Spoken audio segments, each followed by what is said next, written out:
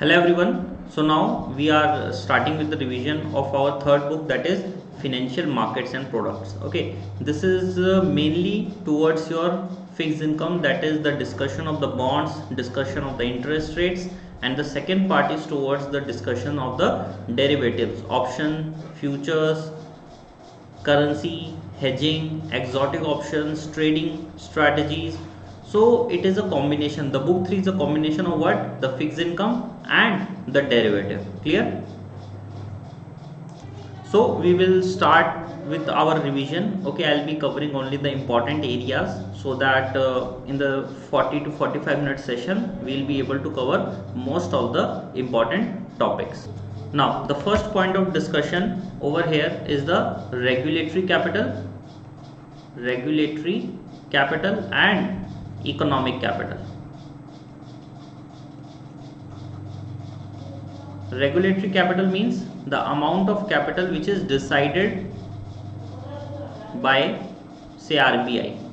Okay, and economic capital is based on your fundamental research, that what is the adequate amount of capital required to protect your organization from bankruptcy. Clear? So whichever is the highest, we are going to keep that. If your regulatory capital is greater than the economic capital, you have to choose regulatory capital. If economic capital is greater than regulatory capital, then you have to choose economic capital. Clear? Then we have next point is deposit insurance. It means that if you have kept your account in any bank, okay, and if the bank fails, okay, there are regulators behind the bank who will say that if the bank will fail and I am the customer, that regulators will pay me the money. Clear? Then we have another term, that is moral hazard. Moral hazard means if I have taken the health insurance, okay, I will live very carelessly. Why? Because I know if my arms will get broke down, okay, I'll get the free doctor treatment. Or if I'll eat bad and I'll face some stomach issues, okay, then also I have the health insurance, the company will pay me the money. But if I don't have that health insurance, I will live very safely, right? Because I know if I'll get ill, I have to spend money from my pocket. So that moral hazard, it will make people careless once they purchase any type of insurance. Same goes with the car insurance. Okay, if you do not have the insurance, you will drive very carefully, because if anything will go wrong, you have to take the expenses of your own. But if you have the insurance, you will drive very recklessly, because you know anything will go wrong, company is there to pay the money. Clear? Then we have next point is firm commitment and best efforts. Firm commitment means that if I am an investment banking firm and you came to me that you want to issue your shares in the public, okay, you want to launch an IPO, okay, so there I will guarantee you that 90% of the shares will be purchased by the public, and if the public will not purchase, I am going to purchase it. And best effort is that I am going to give the best efforts that you will get maximum amount of applications for your IPO, but we are not taking the guarantee of it. Over here we are taking the guarantee of 90%, and if public will not take it, we will take it. In best efforts, we are going to give our best service to you so that you will get maximum amount of applicants. But if they will not be there, we do not possess any type of liability. Clear? Firm commitment and best effort. The next point is the banking book and trading book. Banking book means the assets which you will hold till maturity. And trading book means you have short-term assets, clear, and you will square them off as soon as they are going to end. And one more point, this banking book which you are holding till maturity, over here the risk which comes is the credit risk, and in this short term trading book the risk which will be calculated is market risk. Clear? So the amount of credit risk is higher than the amount of market risk. The amount of credit risk is higher as compared to the amount of market risk. Now the next point is adverse selection. Adverse selection. What happened in this scenario? In this scenario, I am the one who are giving the insurance to you. I am the one who are giving the insurance to you, and you all drive cars. You all drive cars. Clear? I am charging the same premium to each and everyone. I am charging the same amount of premium to each and everyone. So adverse selection means I am unable to differentiate that A, B, C, D and E, who are careful drivers and who are careless drivers. Careful versus careless. Okay, when I am unable to differentiate, I am charging the same amount of premium with everyone. Clear? So we call this as adverse selection, where I am unable to identify between the one who drive carefully and the one who drive carelessly. Clear? And I am charging the same premium. So what is the remedy to this problem? Proper due diligence. Proper due diligence. You must have the historical records of A, B, C, D, E, or you can take the driving test, behavioral test. So many things are there. If you do that, definitely your cost benefit analysis you need to take it into account, because if you are doing so much due diligence, it will amount huge cost as well. Clear? Then we have two terms, mortality risk and longevity risk. Mortality means you died before expectation. You died before expectation. And longevity, you are living more than expectation. More than expectation. This one is risky for life insurance companies. Life insurance companies. Suppose they have the bar that if you will die before 60 years of age, you will get so and so. You will get so and so. So that is a risk to the life insurance companies. If you die before that age, you have to pay huge amount of lump sum. Clear? And this one is dangerous for pension companies. The companies which are paying pensions after retirement. Okay, they are expecting that you will receive pension from the age of 60 to 72 for 12 years. Okay, but now your current age is 84 years. You are living 12 years more than expected and still you are alive. So the pension company will need to continue to pay pension to you. Pension companies need to pay that pension to you until you are alive, and if you are living more, the pension paying companies will have to suffer losses. Clear? So pension paying companies will have longevity risk. Life insurance company will have mortality risk. Apart from that, don't forget to practice questions from this insurance related topics. Okay, there are questions which are related to that mortality, what is the probability, at what age to die. So there are some numericals.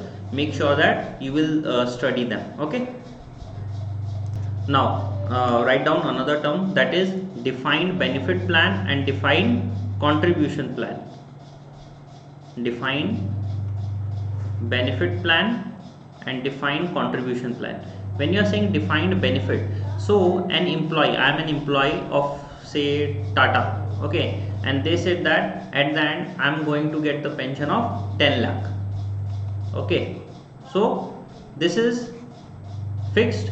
Now in this, employer and employee will contribute. The part of the employee is fixed. The part of the employee is fixed.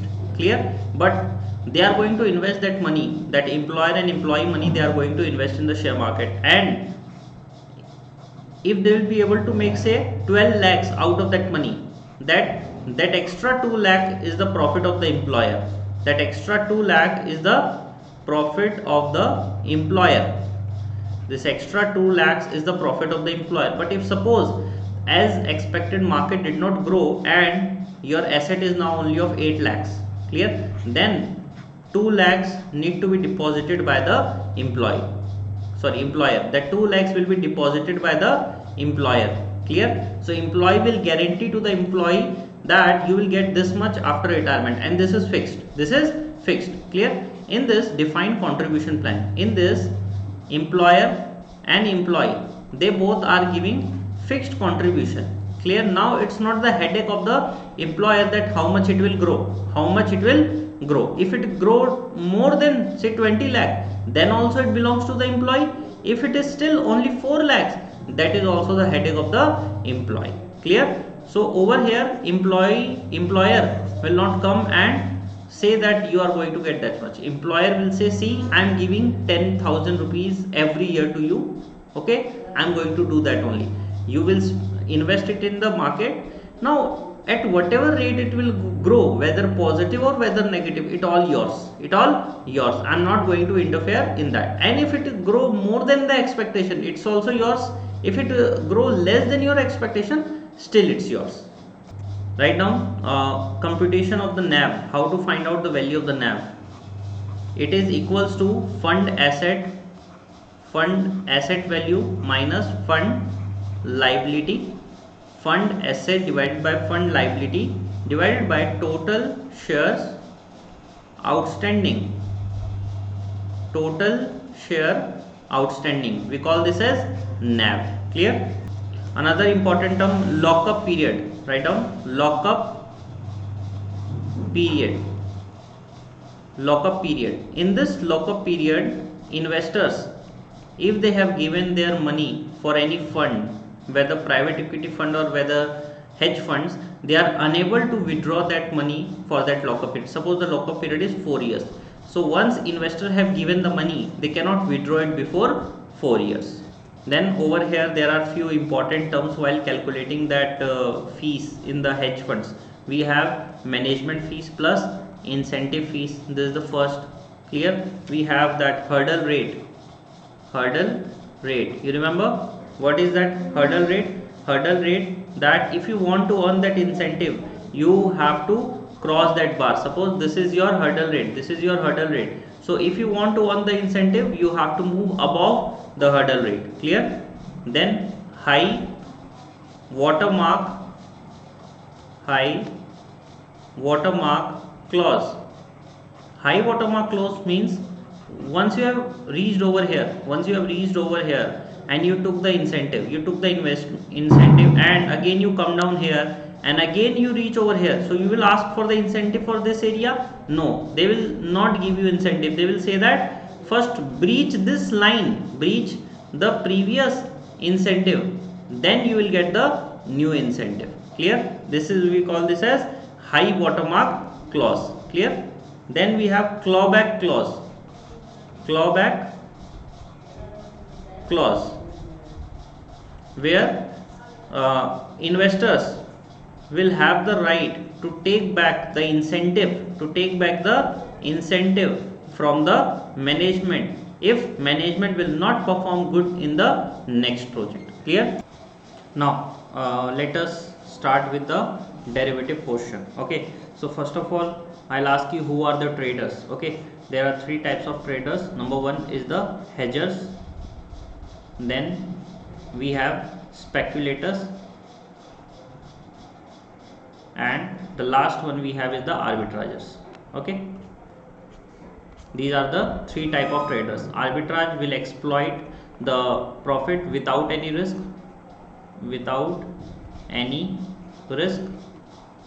They are the one who is trading buy and sell to make profit, and the hedgers are the one who hold a position, who have one position, and that position is risky. To protect that position or to reduce the risk of that position, they enter into the derivative trades and they are known as hedgers. Now over here some of the terms which students might get confused. Okay, so I think you should focus on it, because if one question will come from this area, you can score the marks very easily, because these terms are very easy. Okay, first of all, what is delivery? When you take the delivery of the stock. Clear? Then notice of intention to deliver. Notice of intention to deliver. notice of intention to deliver. First notice day and last notice day. First and last notice day. First and last notice day. Last trading day. Last trading day. Then cash settlement contracts. Cash settlement contracts. Cash settlement contracts. Clear? Now, types of trading orders. Give the heading types of trading orders. Types of trading orders. Market order. Market order. You place the order, you want to buy 100 quantity of a particular share. You will see that it will immediately it tends to bought at market price. Okay, at market price. So you will be the highest bidder. You will be the highest bidder. Clear? Second is the discretionary order. Discretionary order means you want to buy 1000 shares but at a better price. So over here my broker will delay the purchase. Why? Because he want to buy at a better price. Buy at a better price. We call this as discretionary order. Market order is like you are in a hurry to buy a particular stock, but discretionary order you want to buy, you have the intention to buy, but you want to buy at a better price, or you want to sell at a better price. Clear? Next is the limit order. Write down point number 3, limit order. Clear? Limit order means suppose the current market price is 400. Current market price is 400. If you want to place a buy limit order, you will place it below 400, say 380. Clear? So limit buy order will always below your current market price, and if you want to place a limit sell order, it will be above. It will be above your current market price. This is current market price. So limit buy order will be at a lower rate as compared to the current market price. Limit sell order will be at a rate greater than the current market price. Next we have is the stop loss order. Point number 4, stop loss order. Stop loss order. In stop loss order, if your current market price is 400, okay, you will put stop loss buy order at a higher price, say 440, and you will put stop loss sell order at a lower price, that is 370. So means it is opposite to your limit order. Opposite to your limit order. Suppose why you want to put a stop loss buy order? Why you want to put a stop loss buy order? Suppose you sell 100 shares over here.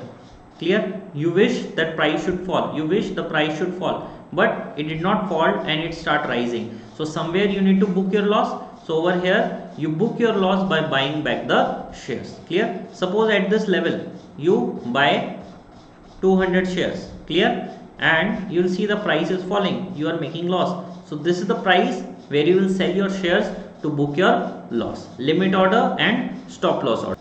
Next is the stop and limit order. Next is stop and limit order. Stop and limit order. So it is a combination of stop and limit. Suppose current market price is 400. You place the limit at say 370, that you will buy shares at 370. Clear? And when you buy something, you will place a stop loss order below 370, that is say 340. You will place a stop loss limit order, stop loss order. Okay, this is your limit order and this is your stop order. Clear? Very important part which can also be the question in the exam, that is compute the optimal number of future contract. Write down, compute the optimal number of future contract needed to hedge an exposure, needed to hedge an exposure and explain and calculate the tailing the hedge adjustment. Tailing the head adjustment. This is about how many number of contracts you need to buy or sell to actually hedge your exposure. Clear? So it is beta of the portfolio multiplied with the portfolio value divided by the value of the future contract, or what is future contract? It is future price multiplied with the number of contracts, or you can say number of share per contract. Clear? Based on that you will get the how many number of contracts of futures you need to buy or sell to actually hedge your exposure. Next is, if you are asked to find out what is the value of the forward currency. Clear? So forward is equals to spot currency rate multiplied with the interest rate of the domestic currency divided by the interest rate of the foreign currency whole divided by time, or you can say this one as quote currency and this one as base currency. Now three parts. Number one is the transaction risk, then we have translation risk,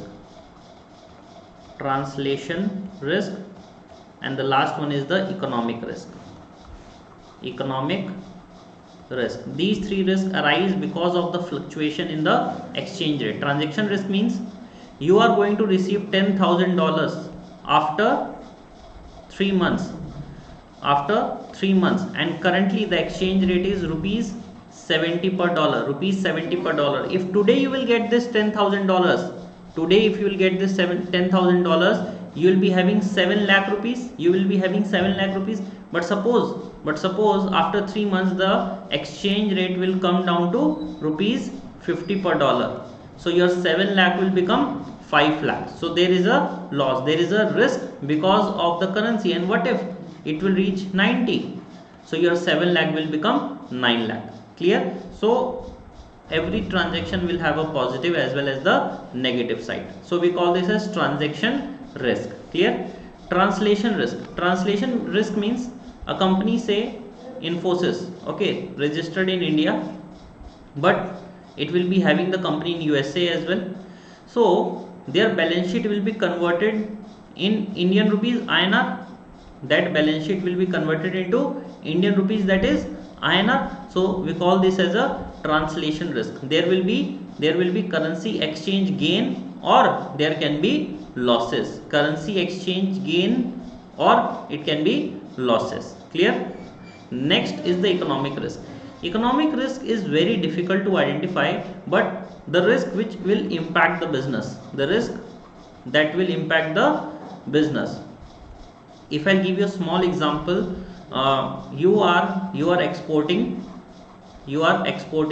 leather. Okay, if you are exporting leather and currently the exchange rate is rupees 50 per dollar. Clear? So you receive $10,000, but now the exchange rate came down to be rupees 40 per dollar. So you will quote them higher price. Earlier you are quoting $10,000 because you are receiving 5 lakh rupees. Clear? But now the exchange rate reduced, but still you want 5 lakh rupees, so you will quote higher amount, right? You will quote, say, $12,000. So when you will quote higher price, importer might not import, and that will hurt your business. So transaction risk, translation risk, and economic risk. Now next, when you want to calculate the forward price when there is no hint about the income or dividend. So forward is equals to spot multiply with 1 plus r to the power t. But you know that there is a stream of income. But you know that if there is a stream of income, then that income you will reduce from S and you will multiply it with the rate. Clear? When you know that there is some amount of dividend, in that situation you will multiply it with 1 plus R and you will remove the component of that dividend in the form of Q. See, adding the interest component and removing the dividend component. See, you are removing the income, but this time it is in the form of interest rate. So you are removing it from the interest rate component. Clear? Then we have cash and carry arbitrage. So very important, cash and carry arbitrage. Cash and carry arbitrage. So it starts with that you borrow money. It starts with the fact that you borrowed the money, and with the help of that borrowed money you will buy the commodity from the spot market and you will sell the futures. So see, you have done S plus F minus. Clear? If this will rise and this will also rise, so plus minus will be cancel out each other. If this will fall, this will be negative, and if this will fall, this will give you a gain. They both are cancelling out each other. They both are cancelling out each other. Clear? At the expiration, clear, you bought the shares, and over here you have a contract to sell. So you have the commodity, you will transfer that commodity to him. See, there are A and B. You have done F minus, he have done F plus. That means you sold the future. You contracted that I will sell you a commodity in the future. So when you are selling it, sell it to B, transfer that to Mr. B. Clear? And take the money from him. This is known as cash and carry. Over here you are going to carry the spot. With the help of the borrowed cash. The opposite to this is reverse cash and carry arbitrage.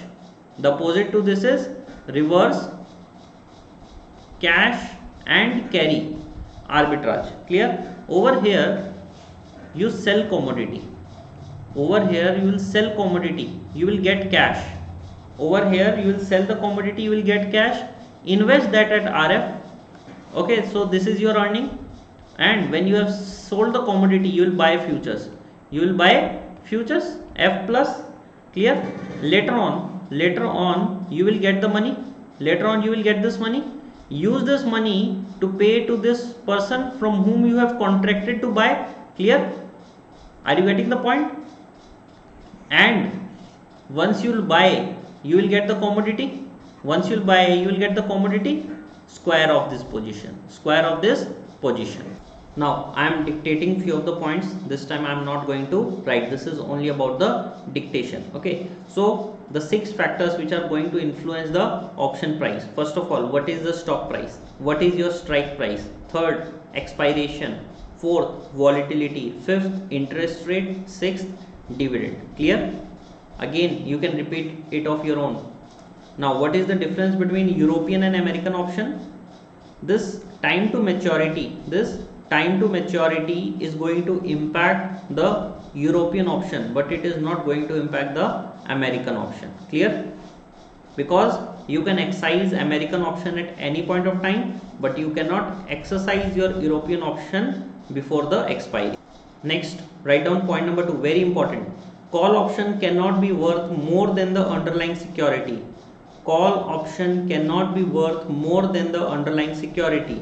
And put option cannot be worth more than the strike price.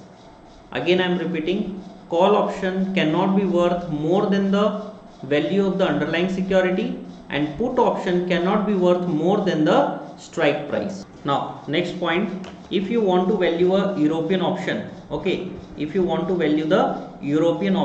so European call value will be greater than or equals to S0 minus PV of X, that is the current stock price and the present value of the strike price. Clear? and this is same with both American as well as European, clear. But when it comes to the put option, the value of the put option is the present value of x minus S0. This is in the case of European option, clear.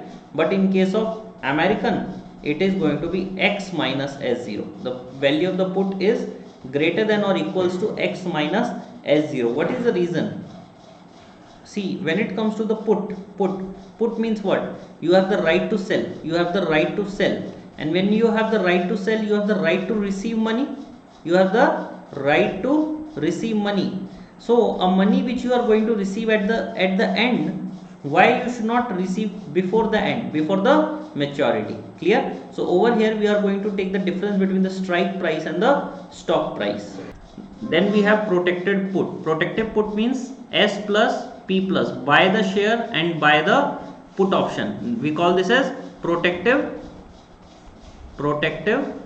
put, clear. We have covered call option means S plus C minus, means you have the share and now you are selling call option, clear. Try to understand. You have bought the share at this price 480 and currently the share price is 500. You have done C minus at 540, clear. So if the share price will rise, there is no loss because your share price is also rising, clear. So that profit will make up from this loss. We call this as covered call. And over here the intention of the investor is to earn that premium, without the risk, clear. Okay, so now let us understand this bull and bear spread, clear. Let us do it from the perspective of the call. See, call is obviously a bull, means if you are thinking about the call, you are thinking about the rise in the price, clear. Currently the share price is 400. You expected that share price will go up to 480, but it will not go beyond 520. So over here you will do C plus, you will pay the premium, and over here you will do C minus, you will receive premium. With lesser cost you will be able to get this income of 80 rupees, clear. We call this as bull call spread. Where you are expecting the price to rise, you will use bull call spread. Where you are expecting the price to fall, currently the share price is 400, you are expecting the price will fall, clear. So over here you will do 440 C minus and 480 C plus, clear. Because you sold the call, so you will receive premium. You bought the call, you have to pay premium, but net you will save. But why are you doing the C plus? C, you expected the share price will fall, but what if the share price will rise? So if the share price will rise, you will make a loss. So this is to control your loss. We call this as bear call spread, and this one is bull call spread. Next, there is another possibility, another type of strategy. Okay, you are currently trading at 400. Okay, you expected that the share price will stay close to 400, so you have done 2 call option sell. You sold 2 call option, clear. But you have the fear that the price will rise. So what you will do, at 440 you will buy the call option. And over here at 480 you will buy another call option, clear. This is just to protect you from the losses. Of these 2 call option if the share price will rise. You are expecting the share price will stay close to it or the share price will fall. This was your expectation, so you have taken this type of strategy, and we call this type of strategy as butterfly spread, clear. Or you can do it in another way as well, like current market price is 400 there you have done, you have sold 2 call option, you will buy 1 call option over here C plus, and you will buy 1 call option over here 380 C plus. Clear? So 2 call options, one lower the current stock price at higher the current stock price, and selling 2 call option at the current market price. Then we have calendar spread, where you are buying the option based on the maturity, here you are playing with the maturity. The strike price is same, but you are playing with the maturity. Say for February maturity you sold the call option, you have done C minus, and for March maturity you bought the call option C plus, and they both are at same strike price, because you are expecting that in this month the share price will not go up, but in the next month share price will go up. Clear? Next is the box spread, which is the combination of bull call spread and bear put spread. Bull call is meant to go up, so over here you will do C plus, over here you will do C minus. Clear? Bear put spread, bear is meant to go downwards, P plus and P minus. Clear? Next we have straddle and strangle, that is the combination of both call and put. Over here you have done P plus and C plus, because you don't know where the share price will go, but you know that if it will go this side you will make profit, if it will go this side you will make profit. Clear? Or strangle, this is the current market price, over here you have done P plus, over here you have done C plus. If the share price will go above this you will make profit, if the share price will go below this you will make profit. Over here the cost of premium is very high because you are buying at the money option. Over here the cost of premium is low because you are buying out of the money options. So now what is the difference between the plain vanilla derivative segment and the exotic options? See, the plain vanilla is the normal futures and options which we are studying till now, but exotic is the combination, okay, which we have designed for our specific needs, for our specific requirements. Clear? So might be I'll be having the specific hedging requirements or mandatory tax related norms or accounting norms.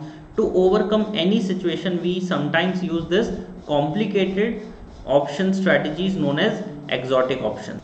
Like if today I'll purchase an option, okay, from the market, it will start behaving from today, it will start making profit and loss for me from today onwards. But if I'll buy a forward start option, that option will start after a specific point of time. From today it will not give me any profit and loss, but after, suppose it will start after 1 month. So today I am entering into an option contract which will start behaving from the next month, forward start options. Then we have compound option, an option on another option. You have already taken a call option, now you are taking a call option on the call option, we call this as compound option. Next point is the chooser option, means you have initiated the contract, okay, the contract is for 3 months, now 1 month passed, now you have a day to decide whether your option is a call or put,